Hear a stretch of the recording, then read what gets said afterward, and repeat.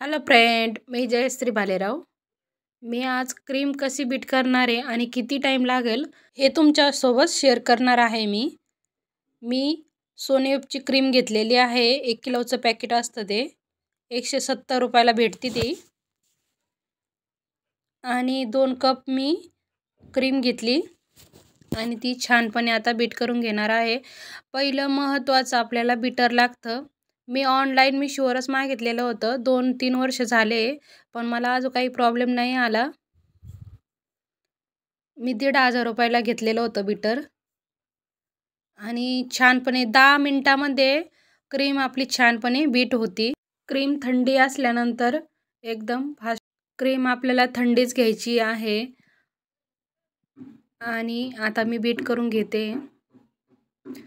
Friend, recipe आवडली तर एक लाईक करा, सबस्क्राईबर करा माझ्या चॅनलला. आणि 10 मिनिटामध्ये आपली क्रीम खूप छान होते बीट करून. 1 किलोसाठी 2 कप घेतलेले आहे. 10 मिनिटामध्ये आपले क्रीम एकदम छान होते. आणि फक्त एका दिशेने आपल्याला फेटायची आहे तिला. 10 मिनिटं कंप्लीट आपल्याला 10 मिनिटं क्रीम बीट करून घ्यायची आहे. आपल्याला 10 मिनिटानंतर कळते क्रीम खूप छान होते. आणि भांडं आपल्याला पालथं घालायचं तर क्रीम पडत नाही, काही नाही, भांड्यातून एकदम भांड्याला चिटकून राहते. त्या टायमाला समजून घ्यायचं आपल्याला आपली क्रीम छानपणे बीट झालेली आहे. आणि क्रीम जरी पण आपल्याला क्रीम कळत नसली बीट झाली किंवा नाही, तर ती बीट झाल्यानंतर एकच याच्यावर कळते का आपण भांडं पालथं करायचं, ती भांड्यामधून अजिबात पडत नाही. मग आपण समजायचं आपली क्रीम कंप्लीटही झालेली आहे बीट करून.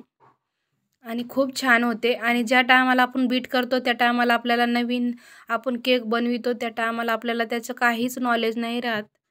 पण तरी पण आपण एकदा माझ्याकडून असेच झालेले होते. मला माहीत नव्हते, पहिल्यांदाच मी केक बनवायला घेतला होता, एवढं नॉलेज नव्हतं मला.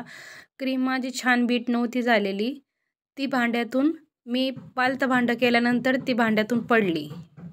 त्या टायमाला आपल्याला कळून घ्यायचं भांड्या बीट झालेली नाही. आता बघू शकता तुम्ही किती छान आपली क्रीम बीट झालेली आहे, भांड्यातून पडत नाही, काही नाही.